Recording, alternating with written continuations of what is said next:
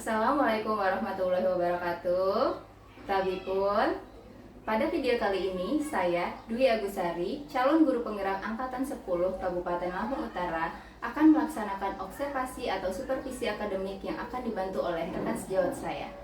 Video kali ini untuk aksi nyata modul 2.3 coaching untuk supervisi akademik, dan saya akan dibantu oleh Ibu Elisa Yuliani sebagai rekan sejawat saya. Oke, Ibu Elisa, gimana kabarnya hari ini? Alhamdulillah baik. Gimana kabarnya Ibu? Alhamdulillah baik juga. Makasih ya Bu udah mau bersedia membantu saya untuk diobservasi kali ini. Baik ya. Siang hari ini kita akan melaksanakan kegiatan praobservasi dulu ya Bu. Nah, tujuannya kegiatan praobservasi ini diharapkan nantinya ketika Ibu melakukan pembelajaran di dalam kelas, Ibu itu bisa lebih percaya diri. Kemudian di kegiatan ini saya akan bertanya beberapa pertanyaan ya Bu. Baik. Boleh ya Bu ya. Oke. Oke, pertanyaan pertama ya Bu. Baik. Apa sih tujuan dari pembelajaran Ibu yang akan dilakukan nanti ketika dalam kelas? Baik. Saya punya 3 tujuan pembelajaran. Yang pertama, siswa dapat menggunakan simple present tense untuk menceritakan kegiatan sehari-hari. Yang kedua, siswa dapat membuat jadwal kegiatan sehari-hari dalam bahasa Inggris. Kemudian yang ketiga, siswa dapat memahami pentingnya mengatur waktu. Jadi untuk pertemuan besok, Ibu memiliki 3 tujuan pembelajaran. Ya. Siswa mampu menggunakan simple present tense, kemudian juga bisa membuat jadwal daily activity menggunakan bahasa Inggris. Ya. Kemudian siswa diharapkan nantinya bisa mengatur jadwal untuk diri mereka sendiri. Benar. Oke, pertanyaan yang kedua Bu, area pengembangan yang hendak Ibu capai itu apa Bu? Area pengembangan yang saya ingin capai adalah saya berharap siswa mampu berkolaborasi dengan kawan satu timnya untuk membuat daily activity dari satu tim tersebut. Kemudian yang kedua, saya berharap siswa mampu berbicara bahasa Inggris dengan jelas atau speaking fluently, karena setelah mereka membuat jadwal kegiatan sehari-hari itu, mereka akan presentasi di depan kelas masing-masing kelompok. Jadi Ibu ingin melihat keaktifan peserta didik ya Bu ya, Ya, saat baik itu berkolaborasi di dalam kelompok ataupun nanti ketika mereka mempresentasikan ya speaking di depan kelas. Oke, pertanyaan berikutnya Bu, model pembelajaran yang akan Ibu gunakan? Saya menggunakan model pembelajaran PBL, Problem Based Learning. Ibu nanti akan menggunakan problem based learning ya. Berarti Ya. di mana peserta didik di situ diharapkan dapat menemukan masalah dan nantinya mereka dapat mencari solusi sendiri dari masalah yang mereka dapatkan. Benar. Oke, berarti nanti ketika kegiatan pembelajaran pun sintak dari PBL ini juga dapat terlihat ya Bu ya. Ya. Oke. Kemudian strategi pembelajaran yang sudah Ibu siapkan itu seperti apa Bu strategi? Strategi pembelajaran yang akan saya terapkan besok, saya akan menggunakan video pembelajaran. Saya menggunakan 2 video. Yang video pertama, saya buat barcode link-linknya itu. Video pertama menjelaskan tentang simple present tense itu sendiri. Kemudian video kedua menjelaskan tentang contoh daily routine atau jadwal kegiatan sehari-hari dalam bahasa Inggris. Jadi saya menggunakan 2 video. Kemudian saya menggunakan juga LKPD yang akan saya bagikan kepada mereka masing-masing nantinya, supaya mereka jelas kegiatan apa saja yang akan dilakukan pada hari tersebut. Jadi Ibu menggunakan strategi yang pertama menggunakan video pembelajaran yang diharapkan menarik bagi peserta didik ya Bu ya. Kemudian video pembelajaran tersebut nanti menggunakan barcode. Ya. Wah, itu pasti menarik sekali Ya. untuk peserta didik, mereka pasti Kan baru kan seperti iya. itu. Kemudian juga pakai LKPD supaya peserta didik lebih mudah ya Bu ya untuk mengerti langkah-langkah pembelajaran hari itu. Iya, benar. Sangat menarik Bu. Kemudian pertanyaan berikutnya, untuk penilaian Ibu gimana, menggunakan apa aja Bu penilaian? Baik, untuk penilaian sendiri saya menggunakan penilaian observasi. Saya menggunakan penilaian observasi ini saat mereka berdiskusi, sudah saya nilai. Kemudian saat mereka speaking di depan kelas atau presentasi di depan kelas. Kemudian saya juga menggunakan penilaian formatif atau tertulis untuk tugas yang mereka kumpulkan per kelompok, yaitu tugas membuat jadwal itu. Berarti untuk penilaian sendiri ada dua, observasi dan penilaian tertulis ya Bu. Observasi ketika mereka berkegiatan lah ya, mau mereka berkolaborasi saat mereka berani berbicara atau speaking tadi. Kemudian kalau untuk yang tertulisnya itu ketika mereka mengumpul hasil diskusi mereka. Oke. Terakhir nih Bu, sasarannya kelas berapa Bu yang mau kita nanti kita masuk di kelas 10.2 ya Bu ya. 10.2. Iya, di kelas 10.2. Itu 10.2 waktunya kapan Bu? Rabu tanggal 7 Agustus 2024. Oh, berarti minggu depan ya Bu, Rabu Iya. 7 Agustus 2024. Kira-kira jam ke berapa Bu? Jam ke 5.6 nanti kita masuk. Jam ke 5 dan 6. Oke, kalau begitu. Oke Bu, itu saja pertanyaan dari saya untuk kegiatan praobservasi kita siang hari ini. Ya, saya itu hanya ingin tahu arah pembelajaran Ibu nantinya itu seperti apa. Karena ya itu yang akan saya observasi nantinya itu adalah terkait ini semua. Oke, kalau begitu sampai berjumpa di minggu depan ya Bu ya, hari Rabu tanggal 7 Agustus 2024 jam ke-5 dan ke-6. Semoga pembelajaran yang Ibu nantinya lakukan di kelas itu tujuan pembelajarannya dapat tercapai dengan strategi yang akan Ibu gunakan. Amin. Sampai jumpa lagi ya Bu.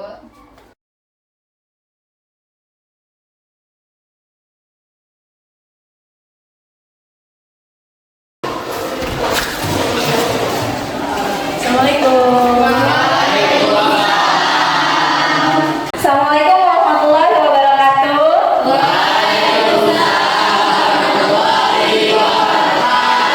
How are you today? I'm fine.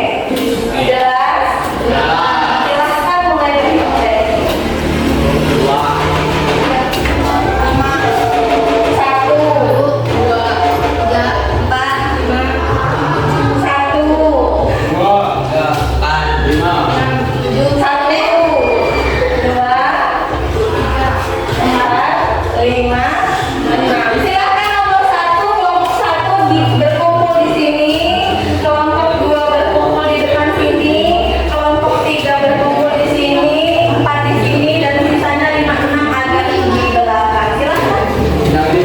Ayo. Bawa kertas dan ya, bawa aja tas dan pindah.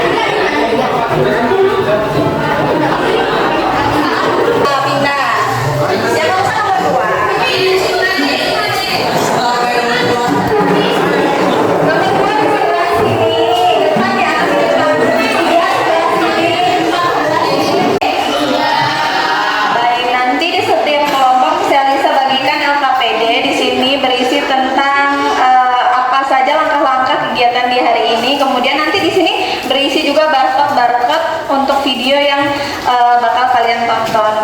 Penilaian Miss Elisa hari ini adalah penilaian observasi. Observasi itu menilai tingkah laku dan kerja kalian saat berkelompok, kerja sama kelompok, dan saat presentasi nanti. Kemudian penilaian kognitif hasil dari tugas yang ada di sini. Sudah jelas? Miss Elisa bagi satu-satu ya.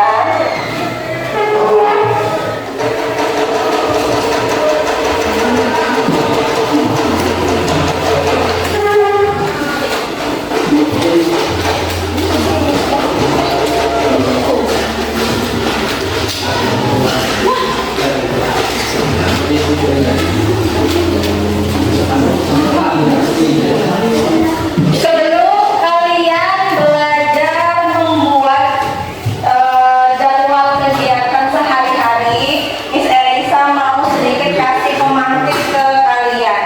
Biasanya kalian mau tidur jam berapa?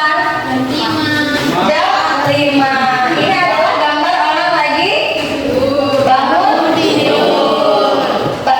Bahasa Inggris bangun tidur apa? Wake up. Okay. After you wake up, you take a bath. Kalian mandi nggak bangun tidur? Mandi. After that, you have a breakfast. Terus habis sarapan langsung main atau mau sekolah?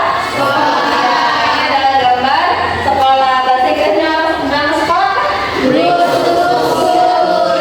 To school. After go to school, in the school you study. Ya benar, kamu di sekolah belajar ya, bukannya main-main ya. Terus kalau di sekolah biasanya kalian melakukan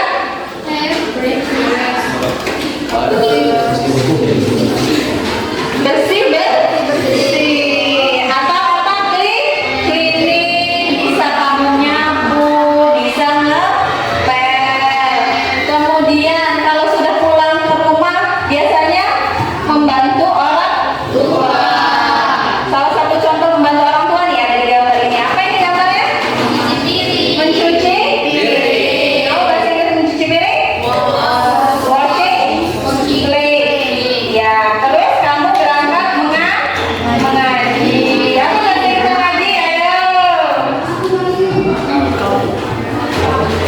Apa bahasa Inggrisnya mengaji? Reading Quran. Mengaji. Terus kalian tuh sholat nggak? Sholat sehari berapa waktu? 5. Sholat bahasa Inggrisnya apa kan? Praying. Kalau bahasa Inggris sholat itu praying, berdoa memang. Tapi sholat kan kalau dalam Muslim kan. Di sini ada non Muslim? Nggak ada. Oh, tidak. Jadi nanti jadwal kegiatan sehari-harimu itu harus dimasukkan sholat. Jelas? Berarti berapa kali kamu sholat? 5. Jadi ada nama-nama sholat itu kamu masukkan di jadwal kegiatan sehari-hari. Terus biasanya kamu olahraga nggak? Seharusnya kamu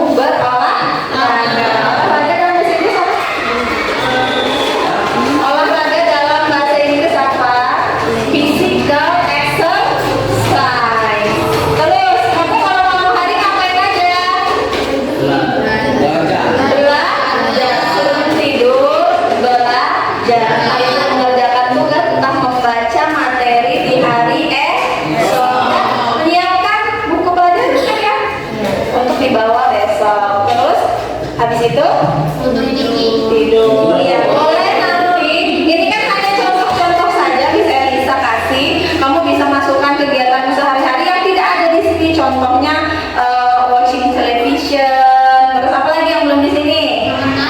Makan malam, ya dinner kan, dan lain sebagainya. Baik, silahkan buka LKPD-nya di halaman 3.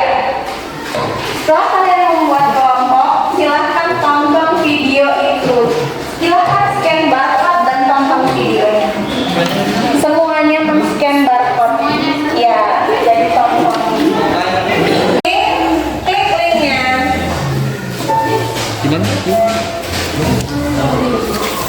Gedein suaranya, nggak apa-apa, dengarkan suaranya.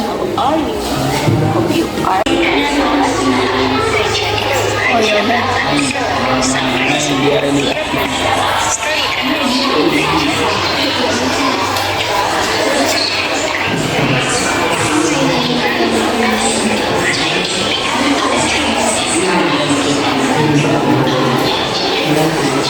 Di situ ada 2 barcode. Setelah kalian melihat video tentang simple present tense barcode pertama, kalian bisa buka barcode kedua tentang contoh membuat jadwal sehari-hari dalam bahasa Inggris. Kalau ada yang nggak bisa scan, download dulu Google Lens. Nanti buka lewat Google Lens itu. Nggak usah langsung di Google Lens karena memang pengaturan HP-nya beda-beda. Tonton videonya semua. Video pertama tentang apa? Simple present tense. Kalau kalian belum jelas tentang simple present tense di LKPD kalian, setelah ada barcode-nya itu ada penjelasan tentang simple present tense secara singkat ya. Kalian bisa baca-baca di situ. Kemudian video kedua sudah ditonton. Video kedua tentang apa? Tentang cara membuat jadwal kegiatan atau dalam bahasa Inggris disebut daily activity. Tugas kalian sekarang adalah membuat daily activity. Silakan kalian membuat daily activity per kelompok. Kalian kan pasti berbeda-beda nih daily activity-nya. Kalian jadi satukan saja pemikiran mana yang paling terbaik. Contohnya kalau bangun tidur itu saya langsung mandi terus sholat. Ada yang saya sholat dulu baru mandi, terserah dipilih mana kesepakatan saya. Silakan sekarang membuat daily activity. Sama nama-nama itu praying subuh, sholat subuh. Terus 05.30. Bangunnya jam berapa? Jam 5 ya, dah 05.00 gitu. Nggak usah pakai nomor apa. Ya, 05.00. Wake up, bangun kan? Sudah selesai belum? Udah ya membuat daily activity? Ya, oke. Setelah ini kalian presentasi satu-satu, maksudnya kerja kelompok ke depan kelas ya. Siap? Siap, baik.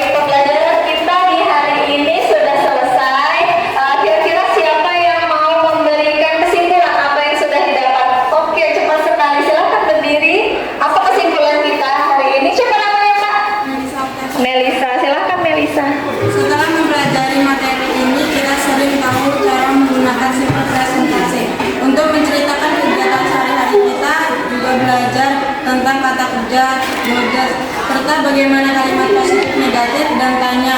Dengan begitu kita bisa berkomunikasi dengan lebih baik tentang rutinitas dan kebiasaan. Beri tepuk tangan untuk kalian. Hasil dari pembelajaran kita hari ini. Untuk pembelajaran minggu depan kita akan belajar tentang teks deskriptif ya nak ya. Kalian belajar dulu tentang teks deskriptif. Jadi saat Miss Elisa masuk kelas, kalian sudah punya lah wawasan tentang teks deskriptif. Oke, Miss Elisa mau kalian menyebutkan satu kata saja untuk mewakili perasaan kalian tentang pembelajaran hari ini. Miss Elisa satu random ya. Satu kata saja dalam bahasa Indonesia saja. Senang. Apa? Ya, terus? Happy. Seru. Asik. Seru. Luar biasa. Tepuk tangan untuk kita.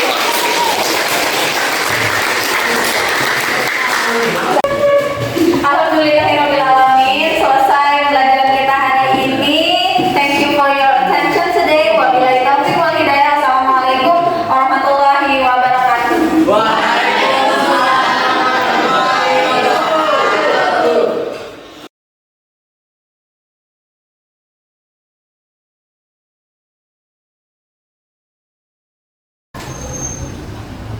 Assalamualaikum warahmatullahi wabarakatuh. Tabipun, pada video kali ini adalah kegiatan pasca observasi dan saya masih ditemani oleh Bu Elisa yang hari ini sudah saya observasi di dalam kelas 10-2. Kemudian Bu Elisa, bagaimana kabarnya?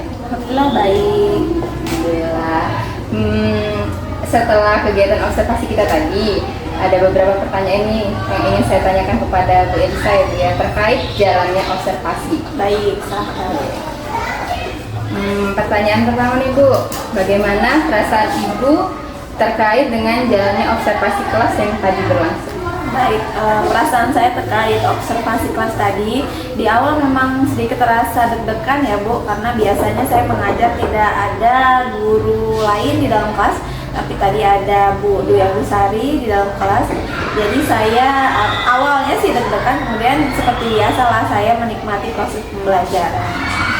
Jadi awalnya deg-degan, tapi kemudian kembali menikmati karena memang sudah kegiatan kita sehari-hari ya Bu ya. Kegiatan sehari-hari. Oke. Kemudian bisa Ibu ceritakan kembali tidak terkait proses pembelajaran yang tadi sudah kita laksanakan? Apakah tujuan pembelajarannya bagaimana Bu? Baik, tujuan pembelajaran tadi adalah siswa mampu memahami tentang simple present tense. Kemudian simple present tense itu hasilnya mereka mampu membuat daily activity dalam bentuk jadwal kegiatan sehari-hari.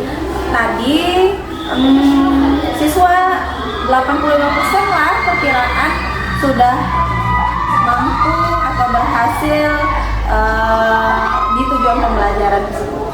Jadi kalau sesuai presentase nih sekitar 85% siswa sudah mampu menyelesaikan tujuan pembelajaran Ibu ya? Iya, sudah tuntas. Iya.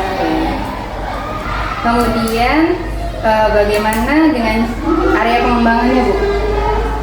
Baik, untuk area pengembangan sendiri kemarin untuk praobservasi kan sudah saya sebutkan bahwa area pengembangannya yang pertama siswa mampu berkolaborasi di kegiatan tersebut itu dalam diskusi kelompok maupun dalam presentasi. Kemudian siswa juga mampu berbicara aktif dalam bahasa Inggris. Area pengembangannya sudah lumayan berhasil, tapi memang ada sekitar 10% lah siswa yang belum berhasil di area pengembangan tersebut. Jadi kalau menurut Ibu sudah mencapai sekitar 90% dan hanya 10% di area pengembangan siswa yang tidak mencapai target Ibu lah ya. Itu kira-kira 10% itu di kedua bagian atau salah satunya saja? Ada beberapa anak yang kedua bagian tersebut, tapi ada beberapa anak lainnya yang salah satu. Jadi bervariasi ya Bu ya. Iya, bervariasi. Kemudian menurut Ibu apa yang masih kurang atau yang mungkin terjadi kendala-kendala nggak sih Bu di dalam kelas tadi? Pasti terjadi kendala saat kita melakukan sesuatu. Di kelas tadi kendalanya, salah satu kendalanya adalah motivasi, di mana anak-anak itu memang harus dipupuk terus motivasinya untuk fokus atau happy atau bersemangat dalam pembelajaran bahasa Inggris ini. Kemudian kendala yang kedua adalah siswa ini tadi kan saya menggunakan barcode di LKPD saya supaya mereka bisa menonton video-video yang bisa menunjang penguatan pembelajaran tadi. Ada beberapa anak yang tidak support, padahal sudah download Google Lens juga tidak bisa scan barcode tersebut. Jadi kendala-kendalanya itu ada yang ya tadi itu sangat inovatif sekali ya pakai barcode. Jadi itu termasuk kendala ya Bu? Ya. Ditemukan beberapa anak yang tidak bisa HP-nya support untuk scan barcode tersebut. hal itu kenapa ya Bu? Kira-kira kenapa bisa terjadi? Menurut saya itu karena HP mereka itu HP spek lama atau HP yang speknya agak di bawah. Jadi di sini kan variatif sekali.